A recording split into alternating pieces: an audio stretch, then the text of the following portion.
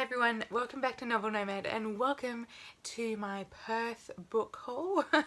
So I had to do these in separate videos just because I kind of bought a lot of books when I was over in Perth, but I had such a fun time. So I hope you all enjoyed my book lover's guide to Perth. If you haven't seen it yet, I'll link it up here and down below so you can check that out.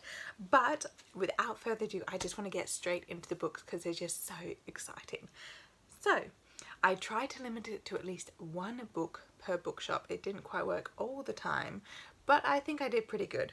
So starting off with Aspect, the store in the Botanical Gardens, which did have an amazing range of books not only published by the University Press over in Perth, but also naturalist books and Australian books. I thought I'd buy something a little bit unique. And this is called A Flame Tree. It is published by the University of Western Australia and it is Australian women's writers and vocation in the 20th century.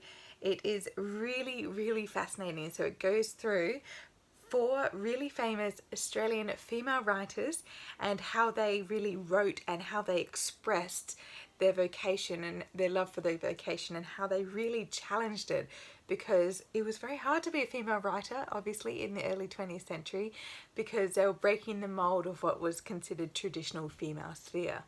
So this is by Anne Marie Priest. It is a small publication, so if you want to get your hands on a copy of this book, it might be a bit hard, but I will leave a link down below so you can find all the details anyway. Next I got from Elizabeth's Books. Unfortunately I didn't get to go to the Fremantle store, but the one in the city, which is one of the oldest bookstores in Perth, I got John Steinbeck's The Pearl. This is a second-hand copy, nice and worn, but it is still a book that I really want to read and it's quite a striking cover, so I thought that was really interesting to get a very different cover to what I'm used to.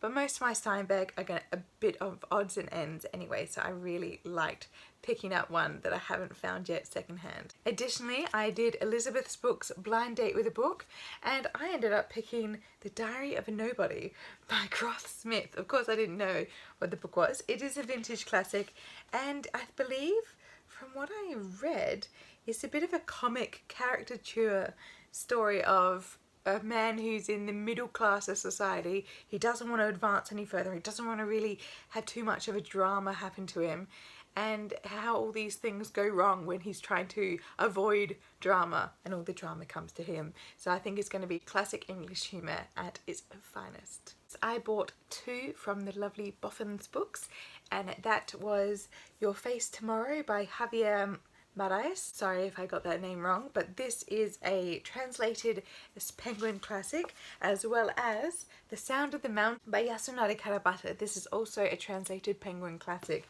Now, I found at Boffin's Books an astounding range of these beautiful Penguins classics, and these ones I hadn't seen before, not in these editions anyway. So it was just something I could not go past. I've heard about this one for a very long time, The Sound of the Mountain. It's about a young boy who has to live with this older man, and he discovers, or basically teaches him, the simplicity of nature and how to really truly appreciate it.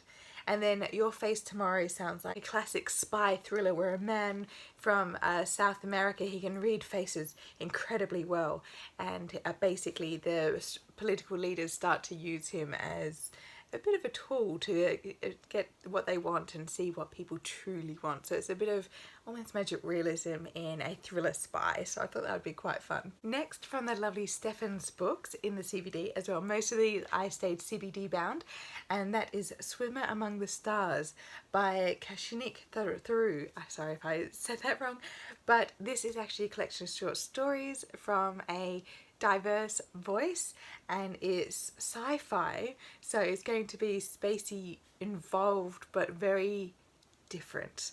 I just read the back and I was very much inspired to be really challenged in my sci-fi. I don't read that much sci-fi, but this sounded fascinating and the cover is stunning, so that sold me as well. Next, from the lovely Planet Books, just north of the CBD, I got The House on the Hummingbird Island. This one I found quite interesting because it's a historical fiction where this young girl basically inherits everything of her uncles and this house on the Caribbean island, and she goes out to explore her new land and everything that's now hers, and she starts to discover some things that are not very nice about how her uncle became so wealthy and how all this land became his. But it's also really good to have it from a children's perspective. So I thought this was a very interesting book, especially for kid lit. I'm getting very much into some middle grade reads. Next, from my very first purchase in the Lane bookshop in Claremont, which is where I went for the Writers' Festival, and that is The Samurai Guttenberg by Gail Tsukiyama.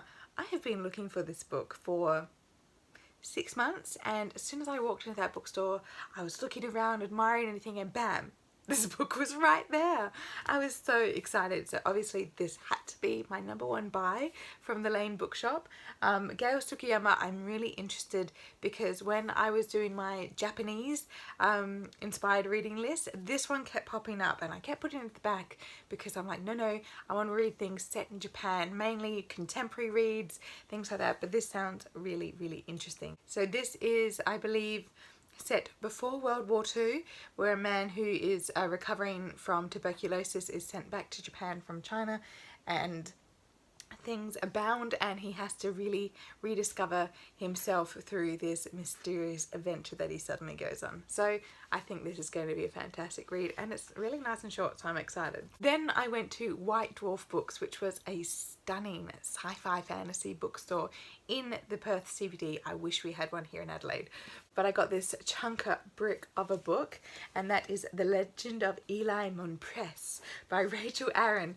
Now, I've actually had this on my TBR on Goodreads for like years. So it follows Eli Monpress, of course, as he is in fact a rather sneaky thief and a rather powerful wizard at the same time. But he doesn't want to have any of the expectations that wizards do, because his main goal in life is to be wealthy. And with a master swordsman, he decides to put his grand scheme into action. So from all reports, it's a really fun fantasy novel and with really great characters. So I thought I really wanted to try this one out. It has a whole, like all the books, I think there's 4 of them in this one. So it's quite an omnibus. But I thought might as well, it looks so much fun and I've known about it for such a long time. I just had to grab it. Now the last 2 I bought at the book festival just because even though I went there with books, I had only read one of Renee Watson's works, and just listening to her, she was so inspiring. And so what I decided to do is I decided to get a few other books of hers. The most recent one is Watch Us Rise, which she wrote with Ellie Hagen. And this is obviously going to be about 2 young women who want to move on more feminist issues within their high schooling life. And it's just going to be a brilliant, wonderful, relevant piece for current society. And the other one is What Mama Left Me. From everything, this is a much more gentle work, and Renee Watson always writes to ask questions why of society, so I can't wait to read this one. There's also another one I was hoping to get, but they didn't have it in stock. So yes, these 2 are going to be great additions, more YA, and also from a woman of colour, which is brilliant diversity in voice, which is going to be great. Okay, so that was my extensive book haul for Perth. I did manage to take all of them back, and yes, my bags were not over the weight limit, so that was perfectly fine. But I hope you all really enjoyed watching my video today. Let me know down below if you read any of these, that would be great, or if you're interested in discussing any particular one a little bit further, and I will see you all next time. Bye!